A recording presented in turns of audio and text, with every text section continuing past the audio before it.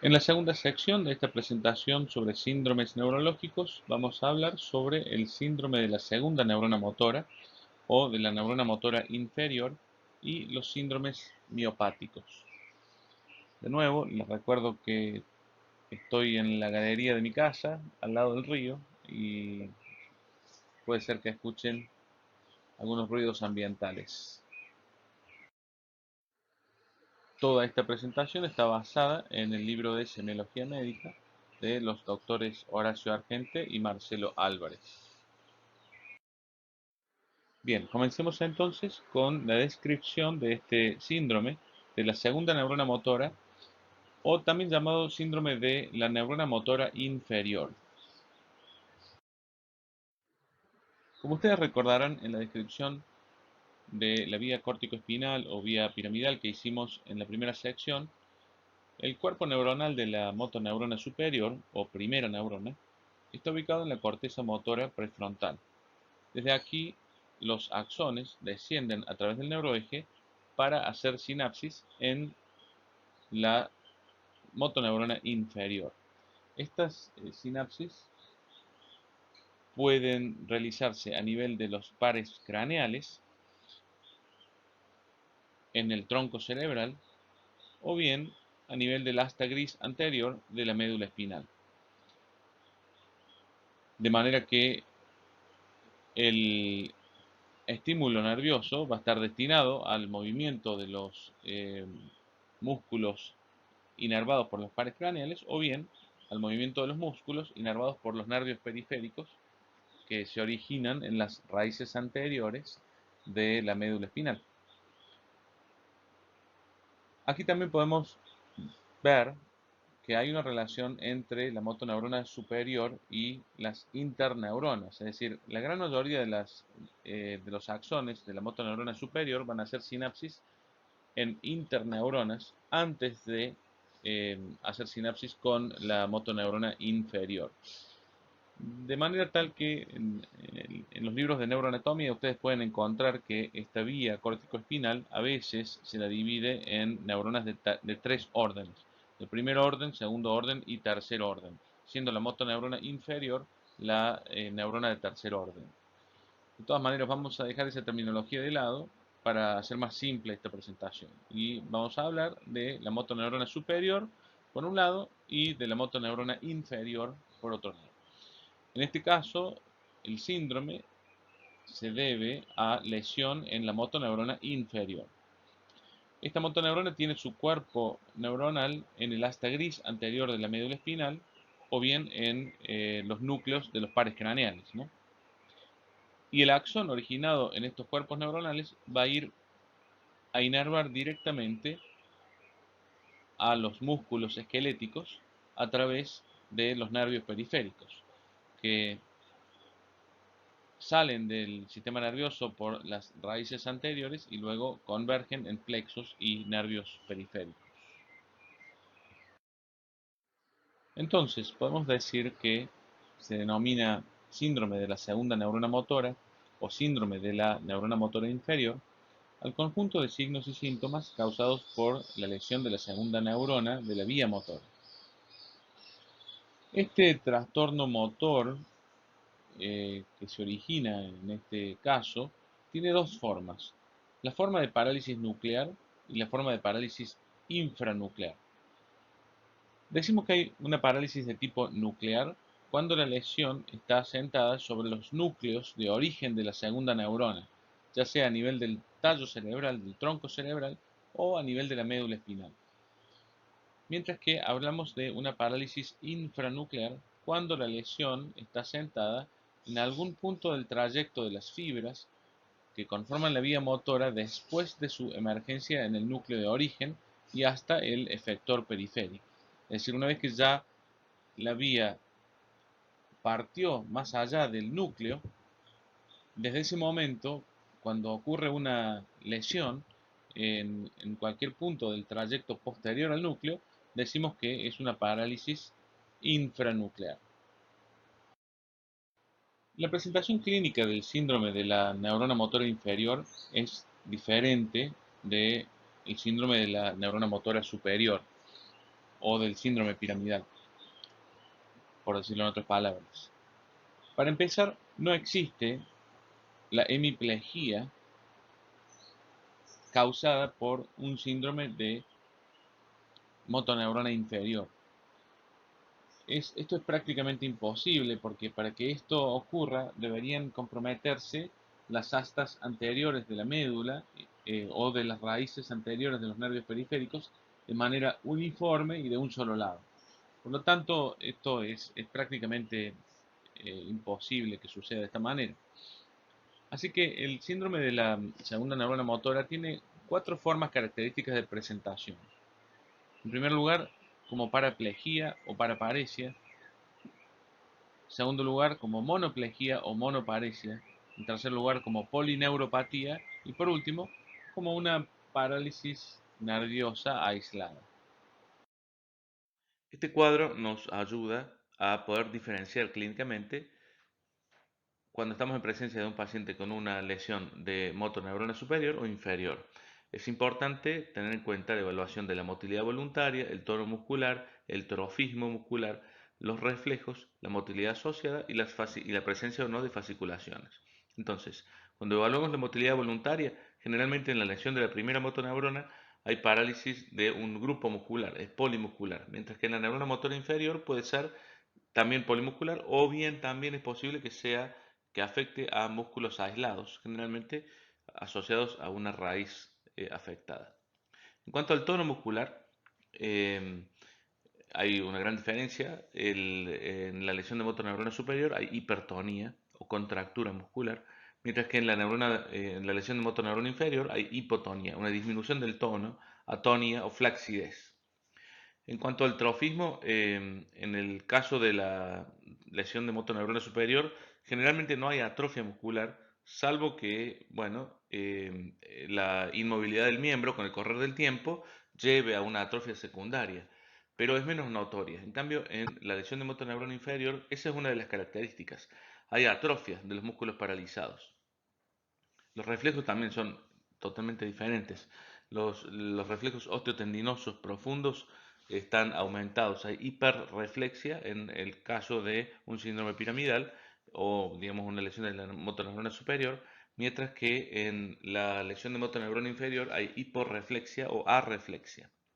Los reflejos cutáneo abdominales están abolidos en la lesión de motoneurona superior, mientras que están normales en la de motoneurona inferior. Y en cuanto a otros reflejos de tipo cutáneos, el signo de Babinski está presente en el caso de una lesión de motoneurona superior, mientras que no hay signo de Babinski cuando la lesión se trata o está afectando a la motoneurona inferior. En cuanto a la motilidad asociada, es posible encontrar sincinesias, es decir, la presencia de movimientos asociados, movimientos poco relacionados asociados. Por ejemplo, en el caso de un reflejo del bostezo, el paciente puede mover su brazo al mismo tiempo, el brazo paralizado, mientras que eso es una sincinesia. Mientras que en el caso de la motoneurona inferior no hay sincinesias. Las fasciculaciones están ausentes en el caso de una lesión de motoneurona superior, mientras que sí están presentes cuando la lesión es de motoneurona inferior. Es decir, que ante un cuadro de debilidad muscular con hipotonía o atonía, ausencia de reflejos y fasciculaciones, bueno, está bastante claro que en ese caso nos encontramos o estamos en presencia de una lesión de motoneurona inferior. Y si en cambio la parálisis afecta a un grupo muscular grande, tiene hipertonía, hiperreflexia y no hay fasciculaciones, entonces será una lesión de motoneurona superior. La primera manifestación clínica que vamos a describir en cuanto a una lesión de motoneurona inferior es la paraplegia o paraparesia flácida de origen medular. En este caso, la lesión está en el cuerpo de la segunda motoneurona a nivel de las astas medulares anteriores o en el trayecto intramedular del axón respectivo. Y esto pasa en los casos, por ejemplo, de poliomielitis, afectación viral, mielitis aguda transversa, hematomielia, o bien una sección medular completa por un traumatismo, fractura de columna, compresiones de origen tumoral. En un principio vamos a encontrar una paraplegia flácida de origen medular.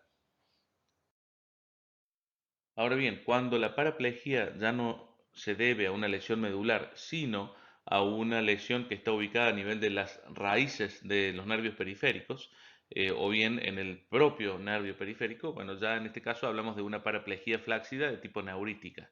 Y también puede ser de origen traumático o tumoral con compresión de las raíces anteriores, pero es frecuente que sea por otras causas, como por ejemplo neuropatías tóxicas, alcohol o intoxicación con plomo, saturnismo. La diabetes puede ser también causa de una polirradiculoneuropatía que se manifieste con una paraplegia flácida neurítica, y el síndrome de Guillain-Barré, clásicamente polirradiculoneuritis de origen autoinmunitario.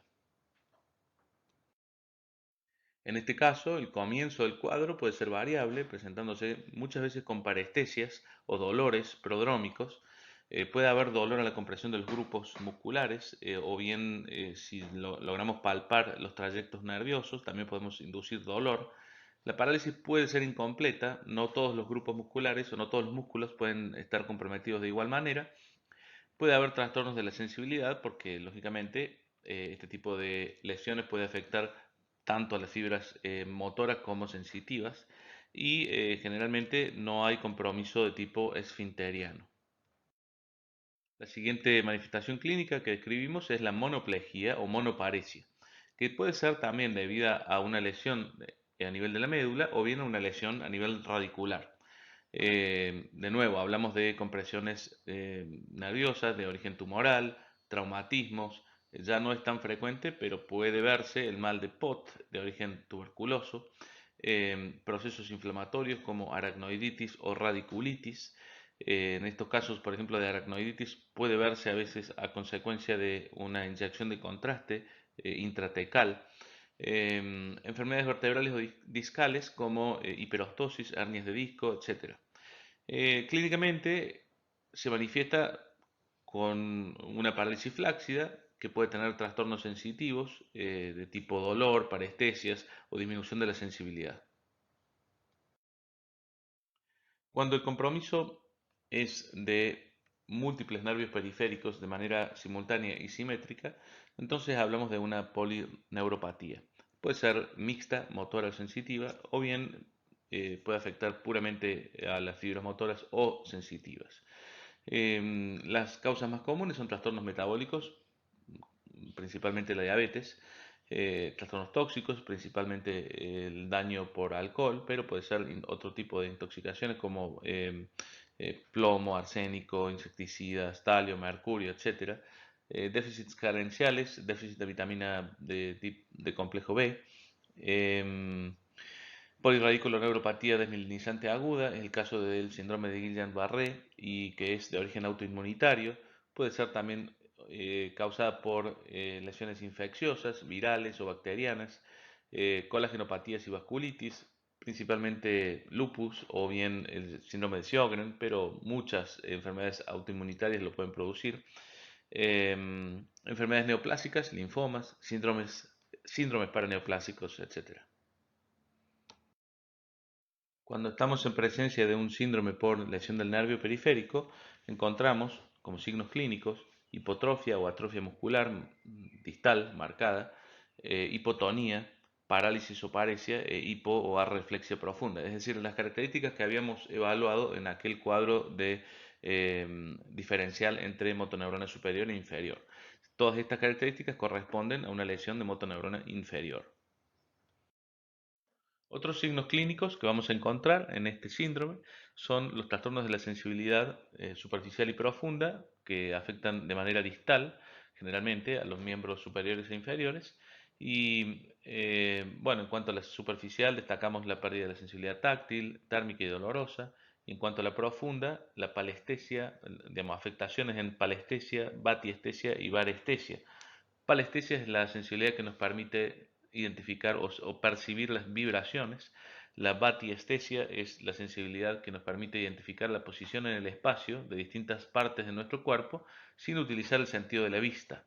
Y la varestesia es la sensibilidad que nos permite identificar la presión ejercida sobre distintas partes de nuestro cuerpo.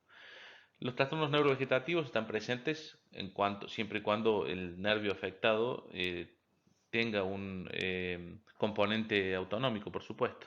Y clínicamente lo más frecuente de encontrar es un trastorno, una pérdida en la sudoración. Si la neuropatía afecta a los miembros inferiores, clásicamente se describe una marcha en steppage en la cual el paciente levanta exageradamente la pierna para evitar que la punta del pie roce en el piso cuando mueve su pierna, su miembro inferior, digamos, en forma pendular. Esto se debe a una caída o una imposibilidad de producir la dorsiflexión del tobillo en el caso de una lesión periférica. Y bueno, cuando encontramos este tipo de marcha, inmediatamente tenemos que pensar en una lesión de tipo periférica y no de tipo central. Esta imagen muestra la afectación distal de la sensibilidad en caso de un síndrome de neuropatía periférica. Y bueno, clásicamente se lo ha descrito como en distribución en calcetines y guantes o en botas y guantes. Como su nombre lo indica, las monoplejías radiculares son aquellas en las cuales se produce una pérdida de la fuerza afectando a un solo miembro, ya sea el miembro superior o miembro inferior, y que está originada por una lesión a nivel radicular. En la monoplejía radicular braquial encontramos un cuadro clínico de compromiso total cuando hay una lesión desde la raíz cervical 5 a la dorsal 1. Casi siempre está asociado a un traumatismo severo de cervical y muchas veces el pronóstico de recuperación es pobre. En estos casos hay una debilidad de todos los músculos del brazo. El brazo generalmente está inerte, pendiendo a lo largo del cuerpo. Tiene atrofia, arreflexia, anestesia completa. em, y puede haber afectación de las fibras simpáticas que emergen a nivel de la raíz dorsal 1, y en este caso también vamos a encontrar el síndrome de Claude-Bernard-Horner, en el cual hay miosis pupilar y enoftalmia ipsilateral a la lesión. En cuanto al compromiso parcial, las podemos dividir en superior e inferior, de acuerdo a que afecten a las raíces cervicales C5, C6 en el caso superior, y desde C7 a dorsal 1 en el caso de las lesiones inferiores. También hay una descripción de una parálisis de tipo medio, cuando está lesionado el tronco primario medio, que puede darse, que es un caso parecido al caso de una parálisis radial. Pero bueno, vamos a enfocarnos más que nada en la parálisis de tipo superior, que es también conocida como de Duchenne-Erb, y se produce cuando el mecanismo de lesión es por estiramiento del cuello. Generalmente, por ejemplo, en maniobras obstétricas, cuando está encajado el hombro y se estira el cuello, puede producirse una lesión de la C5 C6, o a veces también en accidentes de moto, por ejemplo. Em, en estos casos, el paciente va a manifestar, digamos, el cuadro clínico va a caracterizarse por una afectación de los músculos proximales, el deltoides, bíceps, braquial anterior, supinador largo, etc. Es decir, el brazo está colgando a lo largo del tronco, está rotado hacia adentro a nivel del antebrazo, pero el paciente no puede elevar el brazo y tampoco puede flexionar el antebrazo sobre el brazo. Sin embargo, los músculos de la mano y de la muñeca, el movimiento de la muñeca y de los dedos de la mano están preservados. En cuanto a la lesión de tipo inferior, también llamada de Dejerin-Klumpke, está afectando a las raíces C7 a dorsal 1, y el mecanismo de lesión es diferente, es por estiramiento del brazo. eh, por ejemplo, al tratar de evitar una caída, el paciente se agarra de una baranda o de alguna saliencia, y entonces se produce un estiramiento del brazo hacia arriba con todo el peso del cuerpo hacia abajo. También puede ser de origen traumático, y también puede darse, por ejemplo, cuando hay un tumor maligno a nivel del ápex pulmonar que va a comprometer a las raíces inferiores del plexo cervical y superiores del plexo dorsal. Entonces, en este caso, clínicamente vamos a apreciar una afectación de los músculos distales. Los músculos de la mano están debilitados. Em, el paciente tiene atrofia muscular de la eminencia hipotenar y de los interóseos. Y la mano adopta un tipo, una postura clásica que es la de tipo engarra cubital, o también llamada en actitud del predicador. En este caso también vamos a encontrar frecuentemente una lesión de las fibras simpáticas, manifestándose con el síndrome de Claude-Bernard Horner. En cuanto al compromiso del plexo crural, em, cuando también lo dividimos en total o parcial, cuando la lesión afecta a las raíces lumbar 1 a sacra 2, el compromiso es total. En este caso, digamos, parálisis sería del plexo lumbosacro. Em, la etiopatogenia de estas lesiones generalmente está asociada a discopatías lumbares, a tumores intraperitoneales y extraperitoneales. Puede ser, por ejemplo, una afectación por un linfosarcoma. A veces tumores uterinos pueden comprometer al plexo, metástasis óseas, sacroileitis, etc. Eh, la sintomatología, bueno, va a estar asociada a los signos y síntomas de los nervios afectados, ¿no? También lo podemos dividir en un tipo superior y un tipo inferior. La lesión de tipo superior afecta al nervio crural con una imposibilidad de flexionar el muslo sobre la cadera. Y la de tipo inferior afecta a las lesiones lumbar 4 a sacra 2 y afecta clínicamente al nervio ciático. Es decir, lo más notorio es la caída de la punta del pie por imposibilidad de producir la dorsiflexión del pie, sumado a otras manifestaciones clínicas que las mencionaremos más adelante. El nervio radial tiene un recorrido bastante largo desde su origen en el plexo braquial hasta su bifurcación posterior al codo, luego de atravesar el canal del húmero. Em, Su compromiso generalmente es causado por lesiones traumáticas, ya sea por fracturas del húmero, del codo, o bien por heridas cortantes, o también puede producirse lesión de tipo compresiva local, cuando el paciente se duerme sobre el brazo, puede comprimir el nervio radial a nivel del húmero y producirse una parálisis radial. Y no hay que olvidarse de la lesión tóxica por intoxicación por plomo en el caso de saturnismo.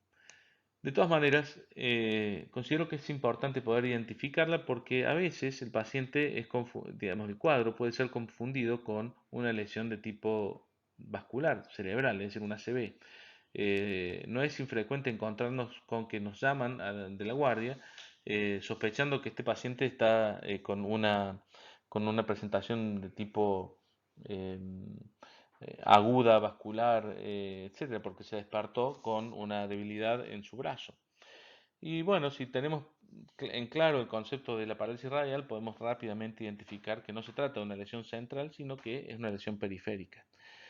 Sabemos que el nervio radial es aquel que nos permite extender el antebrazo sobre el brazo y extender la muñeca sobre el antebrazo. Ese es el principal concepto que hay que manejar. Entonces, en estos casos, sobre todo si la lesión es proximal, el paciente no va a poder extender, no va a poder extender el brazo sobre el antebrazo sobre el brazo, es decir, va a haber una debilidad del tríceps y la mano va a estar caída. Cuando le pedimos al paciente que extienda sus brazos hacia adelante con las palmas mirando hacia el suelo, nos vamos a encontrar con que la mano afectada está caída. Es una, se le denomina eh, mano pendulante, mano colgante. Eh, Además, va a haber un predominio de los músculos flexores. Si nosotros le pedimos que nos apriete los dedos de la mano, vamos a darnos cuenta de que los músculos flexores están fuertes, están normales, mientras que los extensores son los que están debilitados. Y por supuesto, esto se asocia a una disminución de los reflejos periféricos, es decir, como toda lesión de nervio periférico, clínicamente. En cuanto al compromiso sensitivo, el radial inerva la porción dorsal del pulgar y la mitad dorsal de la cara de la mano sin llegar hasta la punta de los dedos. Entonces también podemos evaluar el compromiso, es un compromiso, digamos, es un área sensitiva muy pequeña sobre el dedo pulgar y sobre la mitad del dorso de la mano.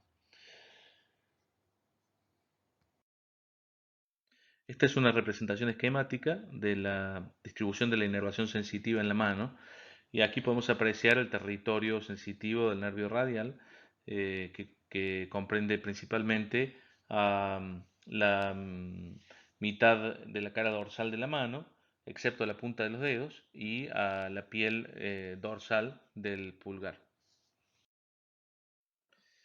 Las fibras motoras del nervio cubital proceden de las raíces cervicales C7 a la dorsal 1 y van a confluir en el plexo braquial, desde donde nace el nervio que va a descender por la porción interna del brazo, llega a la epitróclea, rodea la epitróclea y avanza por la cara anterior del brazo hasta la muñeca.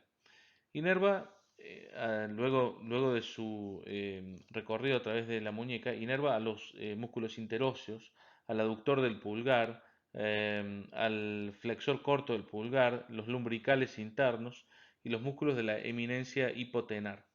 A su vez, anteriormente inerva al cubital anterior y la mitad interna del flexor común, perdón, del flexor profundo de los dedos. Es decir, es un nervio que está dedicado a los músculos flexores del antebrazo y de la mano, principalmente de la mano.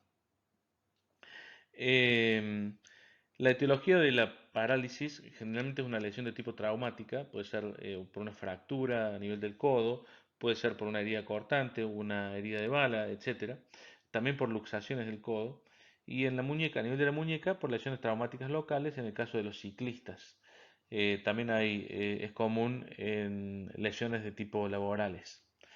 Eh, las parálisis completas de este nervio producen una debilidad en la flexión y en la aducción de la muñeca, y también en la flexión de los dedos anular y meñique principalmente.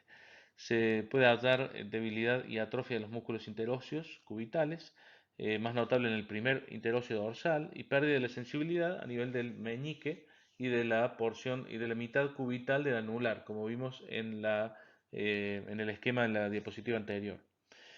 La mano con el tiempo adopta una postura en garra, con los dedos en flexión por debilidad de los interóseos y esta debilidad no está contrapuesta por los flexores de los dedos.